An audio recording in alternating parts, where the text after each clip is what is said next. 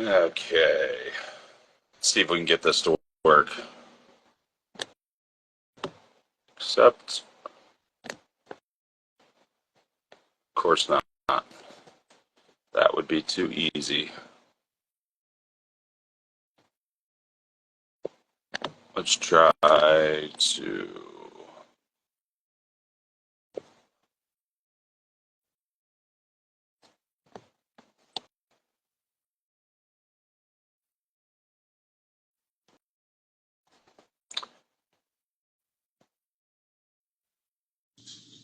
There we go. What's up? How are you? I'm good. Is the treadmill too loud or is it okay? Sounds all right. Okay, sick. Gotta get my steps, dog. Yeah, that's what I was doing all morning, walking around doing laps around the house, answering messages and stuff. So, Dude, the walking pad is like 10 out of 10. so I have one in the other room. I can do like certain things are super annoying on it hmm to do, and other times I can use it just fine. I You know, can't I can't type. If I was typing, it wouldn't work. But if I'm doing Loom videos or I'm on calls, it's voice like and stuff. Yeah, you totally. can do it depending on speed. You Oh, know, I'm like nice and slow. I'm like 1.6. yeah, yeah. So I broke mine out the other day. I tried to do the stick it under the desk slash counter thing and type. no, my hands get clammy. I get clammy hands. Well, you're clenching, like you're Yeah, legit because you're stabilizing. You're like trying to stabilize yourself. yeah. So, how's the recovery going? Dude, I couldn't be happier with it. It's been nice and smooth. Um, Pretty much. So after the initial 4 to, I guess it was 4.5 weeks in a bed in a wheelchair, I was only in a walker for like a couple hours, and then I was walking with my legs straight. I did that for about a week and a half, 2 weeks, and then I unlocked the braces while I was walking, and it was just like a slow progression of starting at like 3,000 steps, then 5,000 steps, and 7,000 steps. By the time I got to about 8,000, I didn't have any more pain while I was walking or any more discomfort because it's that like hip extension with knee flexion of gait pattern that Yeah, was giving me problems. But now, like if I was walking around doing whatever I'm doing, you'd never know I had surgery. I'm up to like 13,000 steps a day. Um, and I progressed isometrics by about 10 degrees every 3 to 4 days until I got to 120. And then once I got to 120, basically started back at the top with active loading. And so I'm back to about 70 degrees of active loading and trying to do more of I still have the isometrics in there a few times a week, but with my hips in extension so that I can get even more of that quad stretched out. But it's been smooth. I haven't had any setbacks. I've had no days where I'm like getting more swelling after training than not. yeah, I can train hamstrings uninhibited and then just slowly starting to load the quad. Been doing a ton of BFR um, to actually yeah, train the quad through full range, which has been amazing. Even riding the bike with BFR just to get more blood flow. It's painful, yeah. but Oh yeah, the outcomes have been fantastic. awesome. What have you learned through this process? Have you picked up? Has there been anything insightful that you know how you're going through some kind of obstacle like this? Has there been any mental Oh my discoveries? god. Yeah, for sure. I mean, the initial the initial recovery process of being completely passive was pushed on every single one of the insecurities that I have as a man. Being a burden on everyone around me, being this is like almost like infantilized to my wife. Like she had to take care of me. Like Yeah, going through your mind is like, is my wife still gonna find me attractive if she has to empty my pee jugs? yeah, Like stuff like that. And but we were able to communicate through that. So that was challenging. I think the biggest thing that I've learned is that I'm a lot tougher than I thought I was, and I actually thought I was pretty tough. Um, so like being able to endure discomfort and endure pain, um, being able to approach challenges with a clear mind and be as objective as possible without that emotional connection to the outcome. That was something I used to struggle with, and now like I'm pretty confident I'm going to carry that forward into the other challenges of life for sure. It's a I like that you mentioned the toughness, because I think everyone in the space thinks they're tough because they go in the gym and do, hard sets and like, but that's something that's something that you enjoy doing usually, right? Like at least to some extent, and there's a reward. There's kind of a direct reward, whether it's just the endorphins you get from it or the cosmetic benefit or beating your logbook or whatever. There's some kind of gratification from it, but it's very similar to when you get someone and you have to tell them to pull back. It's like, oh, now you're uncomfortable, right? Even though physically that's a very simple thing to do. I mean, doing nothing is very easy. I mean, at least on paper, but mentally with our personalities, A, being thrown out of your routine, B, is not being able to be the provider, not necessarily the provider, but like the figure that we want to be in the household, can be really difficult. And I think that those are the types of challenges that we should all, granted, doing it this way is maybe not the way you want to, maybe not the way you want to get from point A to point B, but I think it's important.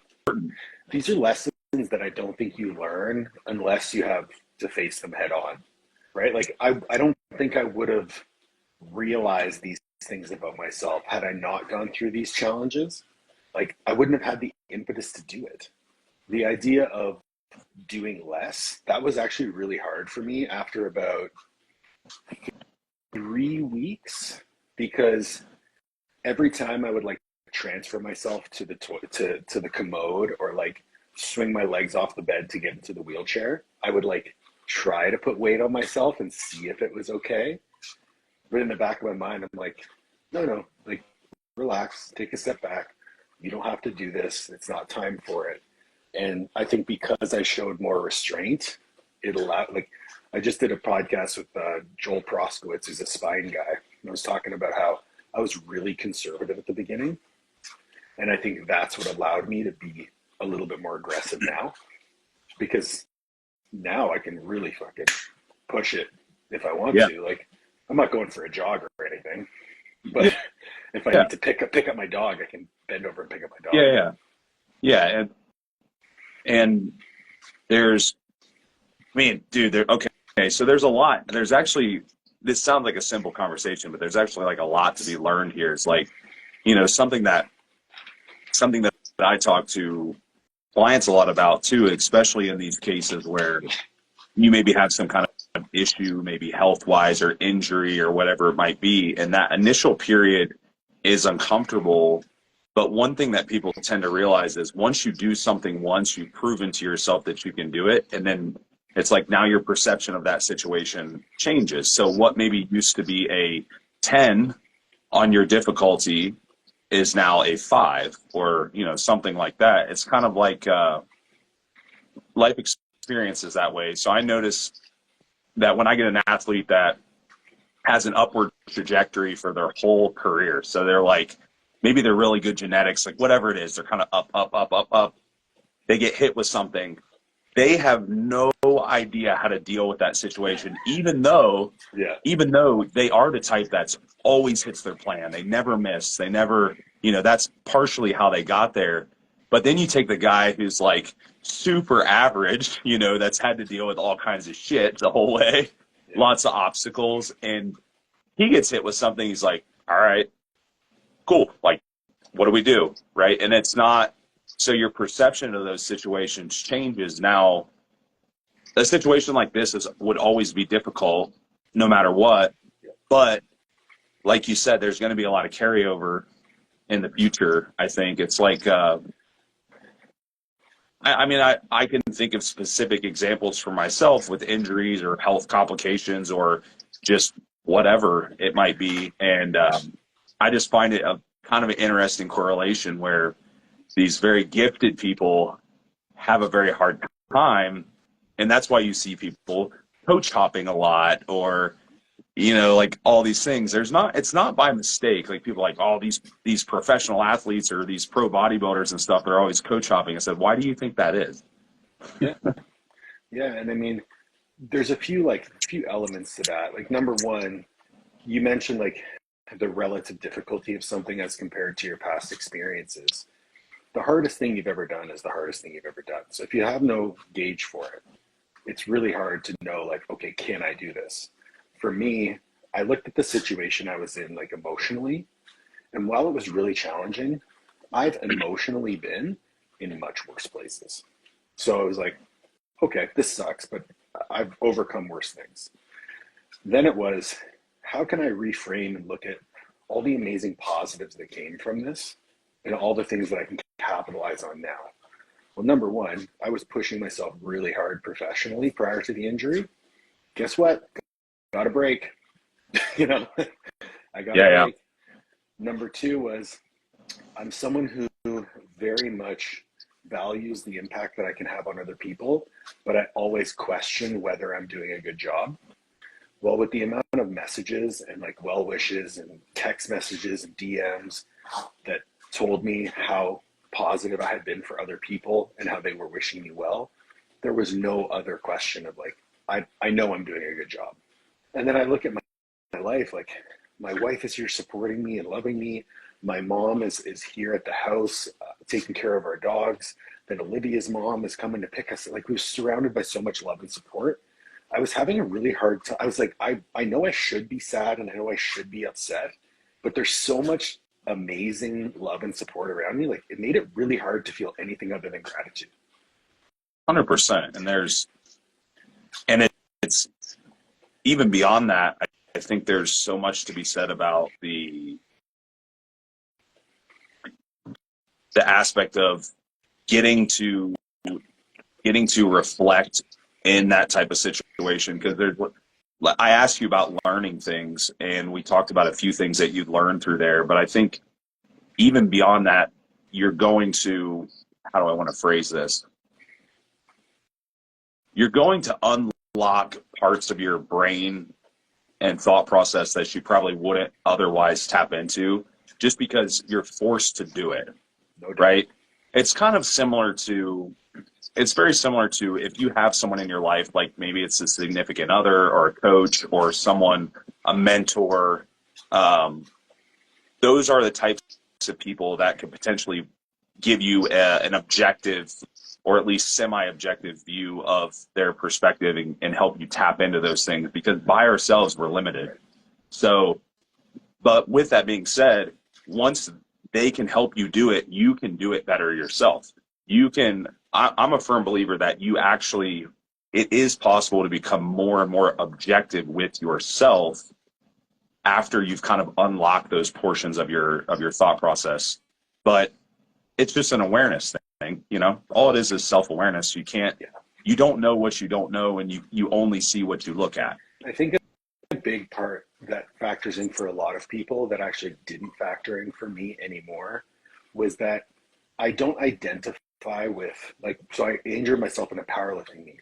If this was 5 years ago and you asked me like, who are you? Like, I'm a powerlifter. So if you took away powerlifting from me, I'd have been fucked. Sure. Yeah. Identity crisis. The first thing that I thought of was like, wow, I guess I'm not powerlifting anymore. Okay. Like that was it. It was fine. There was nothing left. So the fact that I wasn't dealing with any sort of identity crisis, and I think a lot of our clients do deal with that in terms of, if you are a bodybuilder and bodybuilding is all you know, or powerlifting is all you know, and that gets taken away from you, even temporarily, that's a big part of you that, like, something that you attach meaning to, something you attach your routine to, something that you attach all of your self-worth into. Now you have nothing that pours into your cup, and you have to figure out what else you can do. So how do you remedy this? There's the way to remedy this is that you broaden your horizons while you powerlift or while you're a bodybuilder. And this is you get so entangled in that mindset. And, you know, I had a conversation with someone the other day, a younger guy, good client, nice guy. And he was great potential too in bodybuilding, and he's, you know, in a relationship, serious relationship and all this stuff. And of course, I don't know all the ins and outs, but I kind of got this feeling where that it pulled him in that direction, and he felt like he couldn't be a bodybuilder the way that he wanted to be a bodybuilder anymore. And I'm like, I'll give you some of my perspective and my experiences. You can take those for what it's worth. But I personally, I don't know how long your shelf life and longevity is going to be as a competitor, unless you have other hobbies or other interests or other aspirations or other duties in your life. So it's really easy when you're young, because let's say you've been bodybuilding for 5 years and you're 25 years old. I'm like, that's a quarter of your life, and the first half of it you don't remember. Yeah. So basically half of your conscious life, you have done this one thing seriously, and you've had very little responsibility other than maybe you went to university or something, you know? Right. And so you don't know anything else, right? So then you get pulled into, not saying pulled into, that sounds negative, but then you get into a relationship, and then there's other things like, as you get older, those relationships get more serious. We're talking about marriage and living together and possibly children and like all this other stuff. I can't bodybuild anymore. I can't compete anymore. I'm like, well, why? Yeah, why? You know, but why? So it's Are you interesting how that evolves. Are you going to stop eating? Are you going to stop training? Are you going to stop walking? That's what I told stop sleeping. And it's like, yeah. Well, there's someone who comes to mind, and I kind of get where his head's at. You know, he retired from bodybuilding. This guy wasn't like a high level competitor or anything like that. But he retired from bodybuilding because he wanted to focus on being a father and focus on being a partner. And in my head, I'm like,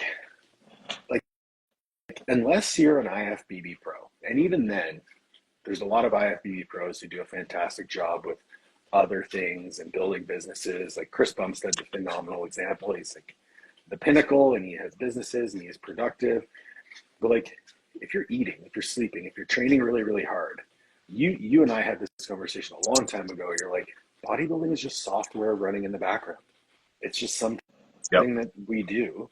And there's a small window of the year where it probably will negatively impact your life. Like, to an extent. Yeah. 4 to 6 weeks on either end of that show, you're probably going to have to prioritize that over some other things.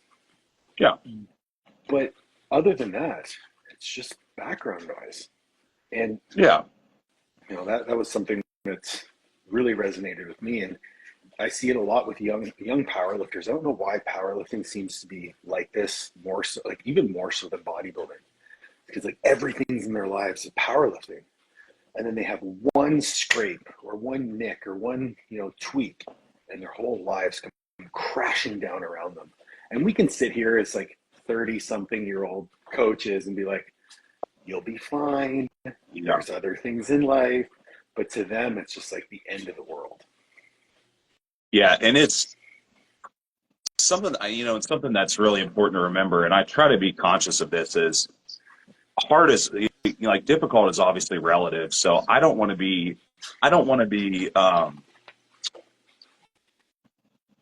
want to discount someone's experience necessarily. You know, I'm like, okay, I understand this is how this feels to you, but let's take a step back and let's process the emotions, and now let's use the logic, right?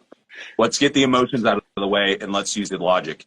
Do it however you need to do it. I mean, if you need to literally sit down and take out a pen and paper and write down what your day looks like from the time you get up to the time you go to bed, and figure out how to reprioritize or allocate your time, that's fine. I mean, whatever. Yeah, right. Whatever it is that you need to do. I mean, I've literally gone through periods of time where, and we're having, like right now, we have seasons within activities for the kids. So like certain seasons are busier. So I can literally write down like everything for the whole day for weeks on end. Yep. But once I do it for a couple of weeks, I'm in the groove. I'm good. And then the next season starts, you know? And so there's nothing wrong with sitting down and processing it like that, but there's very few things, we'll say that there's very few things that are going to come up that would force you not to do something unless it's like a life, something that's like life threatening or of course. But outside of that, you don't have to do it. That's fine. We're not going to force you to do it. But I think that in hindsight, you're maybe going to realize that you were already doing it. Like you said, you were doing it, the whole time. What are your thoughts on this? So this is like a thought experiment that I've been kind of playing with. It's like people always want to talk about optimal. And what they really mean is perfect or ideal. And you talk about, okay, the optimal rep ranges or the optimal exercise prescription, the optimal nutrition. It's like what you're actually talking about is what's ideal, because what's optimal takes into account the context of your life. Correct. So people miss the boat between, oh, I can't be optimal. It's like, yes, you can. You can't be ideal, and you're obviously not going to be shit, but we can find some happy medium that gets you from A to B doing, even when it comes down to like things you like doing. Like personally, when I train back, I fucking love having a couple sets during the workout where I just grip and rip. Because I enjoy it. Is it the best for hypertrophy? Probably not, but I'm lifting a fuckload of weight and working really hard. So is that ideal? No, but for me, it's optimal. So I'm sure you see that the same. Yeah, it's like taking in the content, the totality of your life and of your situation, and that is what optimal is. It's like it's like I use this like pie chart example for a lot of things. It's like, well, where are all the slices of the pie going to be allocated towards? And that's once you explain that to people, they're like, oh, so I am optimized. I'm said you're optimizing your situation, because the optimal would be that you have Derek Lunsford's parents and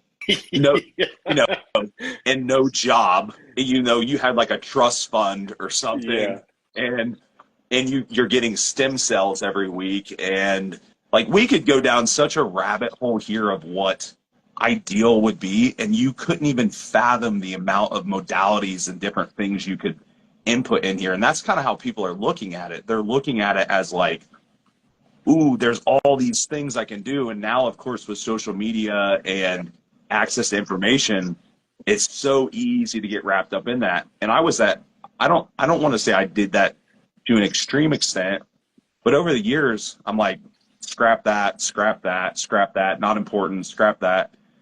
And so what am I going to get the most ROI from right now and also over the next 5 years, 10 years, 20 years? And I think even just realizing this is difficult at first, but as you get more experience, like realizing what is your potential objectively, like what is your potential in this thing you're trying to do? If it's to be a pro, okay, how do we get there in a way that will allow you to maybe still compete as a professional after you get done and not like just barely get there and then be burnt out? Or how do we get there in a way that will maximize your longevity? Maybe it's not to be a pro. Maybe it's just to be the best person, the best version of you as a powerlifter or bodybuilder. And that's fine too. But I'm telling you that is not this year, right? That isn't. It doesn't work like that. None of us, we could probably say if you were starting at 40 years old, your sense of urgency might go up a little bit, but for the most part, we have more time than we think in a lot of cases, as long as we map things out correctly. For me, dude, I am literally the perfect example. I can tell you so many things that I've done in the past couple years that people would be like, whoa, that's not optimal. One, my whole off season and even the early parts of my deficits, I track calories and protein and rotate my foods like all the time. I never track carbs and fat. There's one, because it takes me a lot of, like, seriously, but look at my progress. I know, but I'm just like, yep, for sure. But yep, for sure. Yeah. Totally makes sense. But with me, like I know it's like, okay, I need these, I want to eat whole foods. I need this variety of nutrition. I'm looking at gut health. I'm looking at all these things. And the progress is the progress, you know. Yep. I go, I train in a barn that has machines that don't have optimal resistance profiles. Yeah. You know, like, could it be a little bit better? Yeah, I mean, there's definitely things that maybe could be a little bit better, but the trade-off is that I don't I don't have to go anywhere. So I can optimize my business and optimize my time. And when I do that, now what happens? My stress can go down a little bit more. Mm-hmm. I can allocate some time to things I enjoy, things I enjoy. When I do things I enjoy, what happens? My productivity goes up. Yep. When my productivity goes up, what happens? I'm a little bit happier. When I'm a little bit happier, what happens? My training's more effective. So you see where, Oh, yeah. like, these things all snowball. And while it might not look like this perfectly mapped out plan on paper, there's just so much more to it than that. Oh, I couldn't agree more. And I deal with this a lot with clients like who have this perception that they have to have locked in meal plan and nutrition all year round. And if they don't do it, they're not going to get the results that they're after. But I give the exact same example that you did. It's like, well, if we look at this objectively in terms of the evidence that we have, we know that calories and protein equated, both diets, high carb, low fat, high carb, high fat, you're going to have enough energy to be productive. You're going to have enough energy to build muscle. So whichever you prefer, let's do it that. Let's have a little bit more flexibility. Let's enjoy some time with our family, because everything matters. Everything matters. And if you not getting burnt out because you get some flexibility for half of your year allows you to do this at a higher enjoyment level, put more intensity into your training and do it for longer, guess what? You're going to be further ahead, 5 years, 10 years. And you mentioned we kind of underestimate how much we can do. I think people overestimate how much they can do in like the old like saying, I forget what the exact quote is, like people overestimate what they can do in a week and underestimate what they can do in a month. Yeah. It's so true, because you try to cram all of this stuff into this really short window, when in reality, the people who are the best have just been doing it the longest and the most consistently. Yeah. And going back to what we said earlier, is like, these things get easier. They become that software. They become more automatic. They become easier. You become more at peace with the process because you see that it works. So you're like, okay, well, that's fine. And, I think it's just a maturity process in athletes. Some people go through it and some people don't. Maybe, unfortunately, the ones that maybe don't ever go through the maturity process, either A, they burn out, or B, they don't really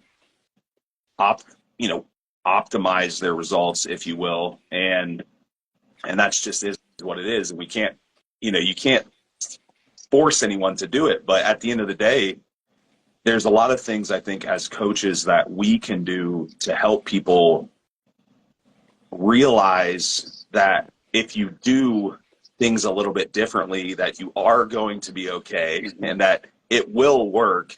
I mean, there's so many little examples of even just my younger athletes and stuff, like not being able to go out and have a meal. I said, okay, so what is going to happen to you if you go out? Tell me what you think is going to happen to you if you go out and have a meal.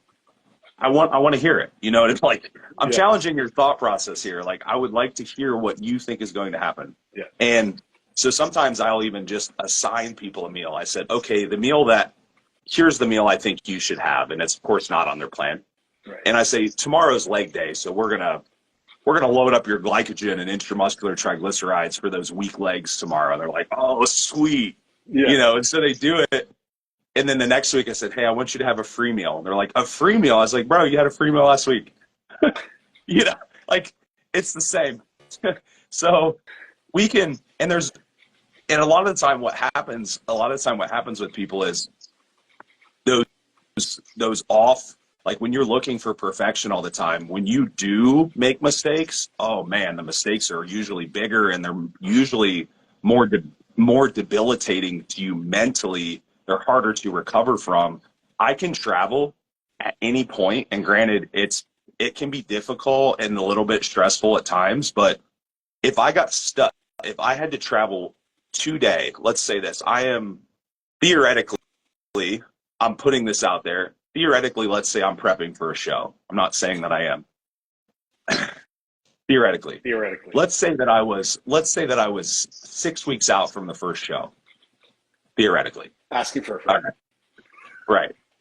If I left my house today with no food, could I stay on track? And the answer is yes. Yeah. Absolutely. The answer is yes. Could I still hit a new low by Monday if I was gone Friday through Sunday? And the answer is yes. And is that because I have like some superior genetic capability? I assure you not. So I assure you no.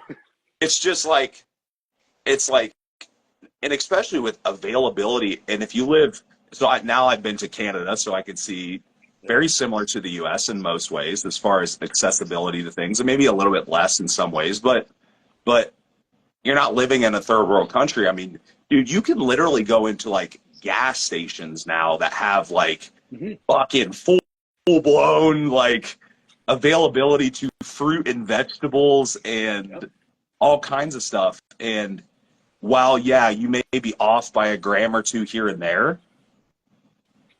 all right, you know, I'm not advocating this because that's not what we're aiming for, but I'm saying if it happens or you get caught in a situation or something happened, it's really not as big of a deal as you think. I'm not talking about leaving your house the day before your show with no food. That's just being ill-prepared. Probably not the best idea, yeah. That's not going to go well, but outside of those situations, you should pretty much be able to be a bodybuilder in any kind of setting, any time of the year, and still get results. I mean, that's kind of the takeaway. Well, this guy, Mr. Joel Myers, he's like, this is good advice for anyone, not even just bodybuilders, but lifters, just regular life. Bodybuilders are people with regular lives at the end of the day. Dude, my life's pretty regular. I do like regular shit all the time. Yeah, like I guess the only sport I would compete in again is bodybuilding, but like I live my life normally. I prep my food, I track my macros, I go to the gym, I walk my dogs, I walk in my office. Like, we're gonna go to a Sam Hunt concert tonight. Like, yeah, sick, nice. But like, I have a client. He's going through even in the rehab scenario. So I have a client who's injured right now, pretty significant lower back issue, and he's like, I really want to go to a concert, but I don't want to set myself back. And I was like, cool, man. Just when you're like standing up and like bobbing side to side, only go through 37 degrees of hip flexion. Okay, like no more than that, just 37 degrees. And he couldn't tell if I was joking or not. I was like, bro, if you go walk around at a concert and move, you'll probably feel really good. Yeah. If you start to have a little bit of discomfort, have a cue to sit down. Chill out. Use some common sense. Use some common sense. He had a great time. He's like, man, my pain is so much lower today than it was yesterday. I was like, yeah, probably because you're happier and you did some normal stuff. So last weekend we went out to dinner for my birthday, right? And theoretically being in so I tracked the meal. I tracked the meal as close as I tracked the meal based on nutrition facts and also my food choices, like choosing things that don't have like extra sauces, like extra stuff I can't like, look at, right? I hit the biggest low the next day. Yeah. But why? Well, it had nothing to do, it wasn't a refeed, it wasn't like a calorie, it wasn't like anything strategic. It was literally my normal macros. I trained in the morning, I did my normal steps, whatever. Because I just relaxed and I didn't think about anything for 2 hours, and I wake up in the morning, I'm like, oh shit. I'm like, skin's a lot tighter this morning. And I see this translate so many times. I tell this story a lot. I had a consultation one time. This is a great example. I had a consultation with a gal. She'd been working with a coach on her menstrual cycles. She hadn't had one for years, like a decade, Okay. long time. And the amount of biofeedback tracking and lab metrics and all this stuff she was doing, like I look at this consult, I first have a panic attack because I'm like, oh my God, how are you doing this? And she says, well, I don't really want to work with a coach. I'm kind of burnt out in the process. I said, rightfully so. Yeah. She asked if I have any advice. She says, I'm going on vacation next week. I was like, okay, here's a couple little things that I would probably continue while you're on vacation. I said, where are you going? She's going to like an island. I said, cool, lots of fresh food, good stuff, whatever. I said, I want you to walk around. Gave her some things to do, so on and so forth. I tried to take away as much thought as possible, as much extra thinking as possible. Emails me. This was a one-off consult, by the way. Emails me during the vacation and says, I'm literally crying right now. I just got my period. Yeah. And a decade, dude, she'd done everything perfect, except the one thing that she didn't do, and the one thing that a lot of people don't do, is that she didn't really buy into. I don't know that she had the correct buy-in to that process, because people will do it. They think buy-in is just like doing it. Yeah. And buy-in is that you're actually at peace with what you're doing. You have to be at peace with what you're doing. And once you're at peace with what you're doing, simplicity is just, it's magic. Like sometimes, dude, I'll cut all this stuff away and pull it all back, and then all of a sudden things start working, and they're just, people's minds are just blown. Yeah. But that's all. Yeah. I mean, and time. I think about just like, even this rehab process, I think because I've remained relatively calm throughout the whole thing, that has drastically expedited my timelines, simply because I'm not stressing about being hurt. I'm not stressing about what I'm missing. And it's something that I try to preach to those that I work with, is like, just being in the process and accepting the things that come at you, not trying to fight back against reality. And we don't always have to have a fucking plan. Like, you don't. And if you're dealing with something that is, not having a menstrual cycle for 10 years, that's pretty significant. You probably want to have some sort of plan of attack. But Sure. At some point, we have to realize that there are things that we need to do that are baseline metrics, and anything that adds stress to that is probably going to make things worse, right? Like, Sure. I think about, I have a few clients who are trying to lose weight, and they're like, okay, what diet do I need to follow? How many macros should I eat? I'm like, just hit this protein number and this calorie number, and try to do it as best that you can, or eat whatever you want. And they're like, what? I have a guy, no word of a lie, I haven't changed his macros in 6 months, and he's lost 60 pounds. Yeah.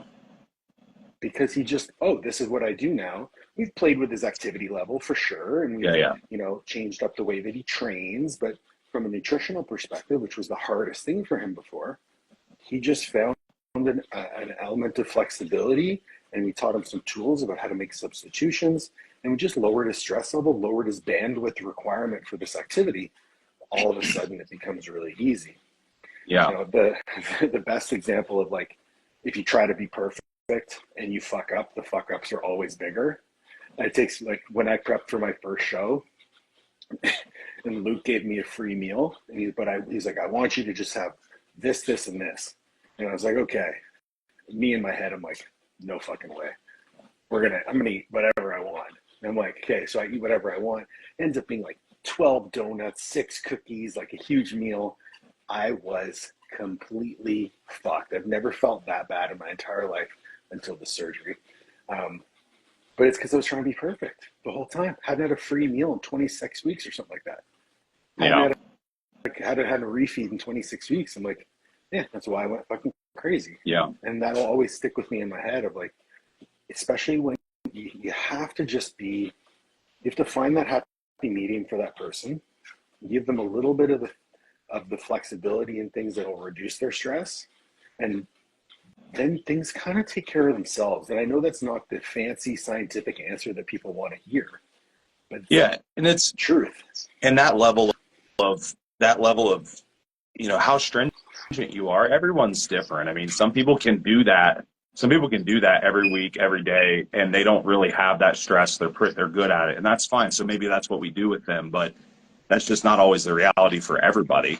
And that's what real coaching is, and that's why looking at situations and context really matters, because you can say that I'm the coach with the optimal plan, but you're the coach with the optimal plan for the person that has an optimal life and Yeah.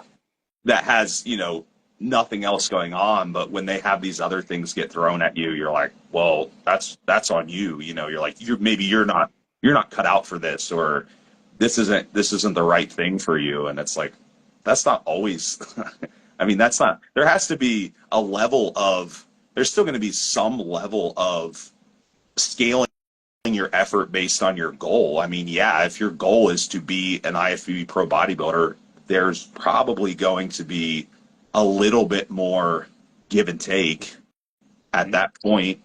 But that's such a small, like that's not a lot of people realistically. But even with those people, like take Liv for example. Liv didn't have a meal plan her entire prep, and she got her pro card. Yeah.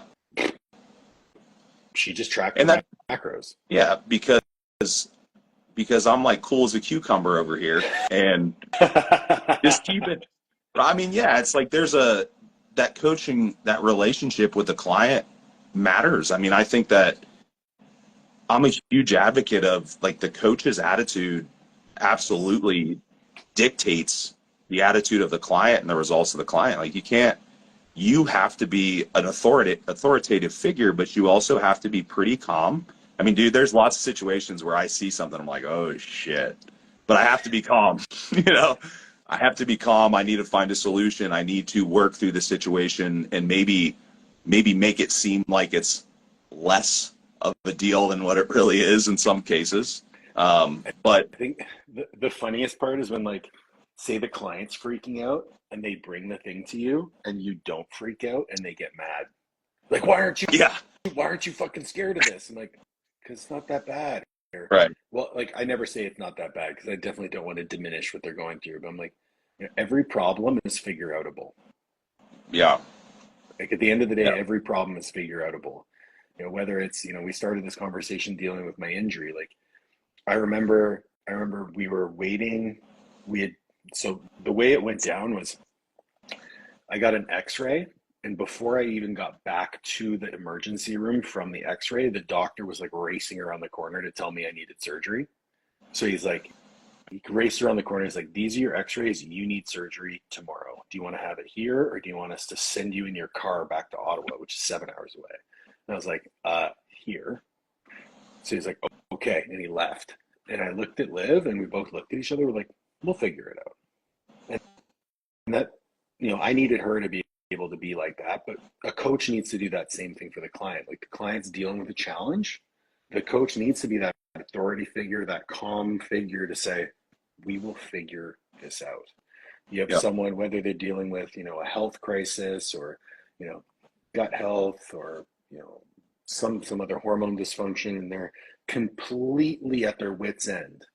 They don't need you to add to that fire. They need you to calm them down and show them that this is figure outable and this is the plan that we're going to try. And then if this doesn't work, we know what metrics we're gathering and what we're looking at, and we're going to make our adjustments and be able to move forward. Yep. And that, like, super, super valuable. But this is something that I cannot harp on enough. You do not get that unless you know and have learned from and dealt with many people.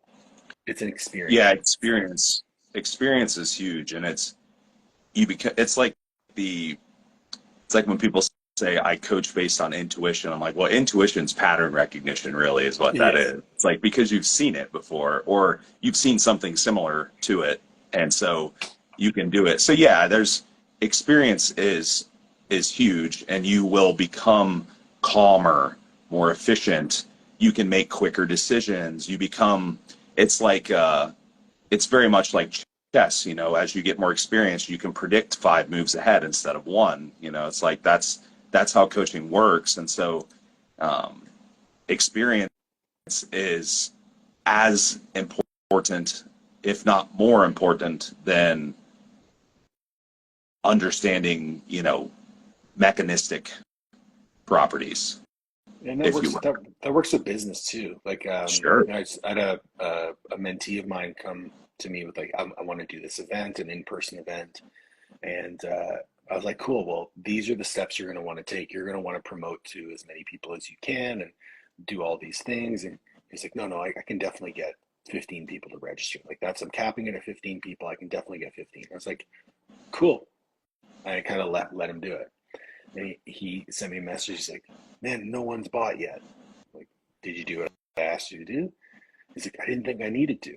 Like, well, I've put on events before and I know how this works. And these are the things that you need to do, which is why I gave you that advice.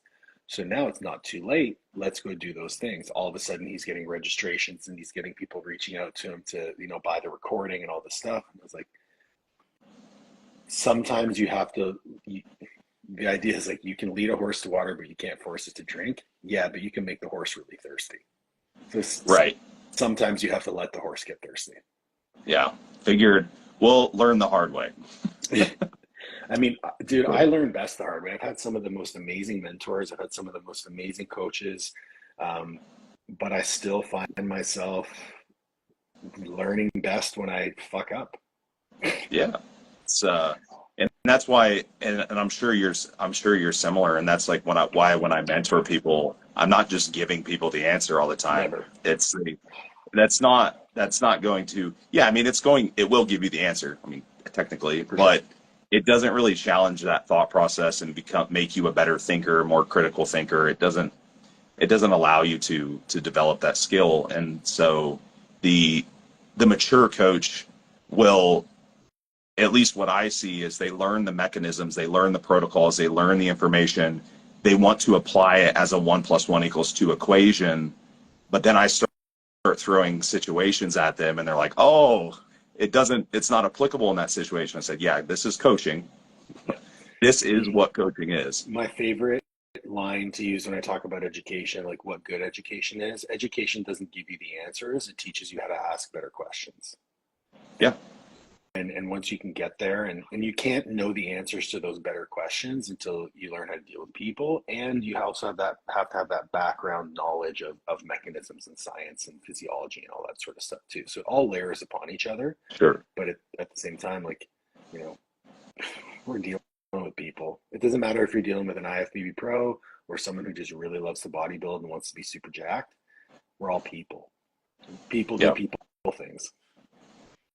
People aren't machines. This isn't AI. This isn't a calculator punching in an equation. It's like none of it works like that. Never has, and it never will. I listened to actually an amazing podcast recently. It was a guy named Mo Gadot, and he was a AI engineer with Google, and he went over his entire spiel of AI. And he's like, the 3 lessons you need to learn that'll set you forward in the next 5 years. Number 1, one-on-one interactions with integrity will win. I was like, huh, isn't that what I talk about every single fucking day of my life? From someone that specializes in AI, nonetheless. Yeah, exactly. Exactly. Yeah, cool. Well, man, this was great. This is I awesome. had no idea what we were going to talk about. So Me neither. But I appreciate you coming on. So I will, I'll reshare, I'll collab you and please. stuff so you can have it up on your page. And I'm sure I'll talk to you soon sometime. Yeah, for sure, man. Whatever. I'll talk to you soon. Later, All right, buddy. Take it easy. Bye. Later.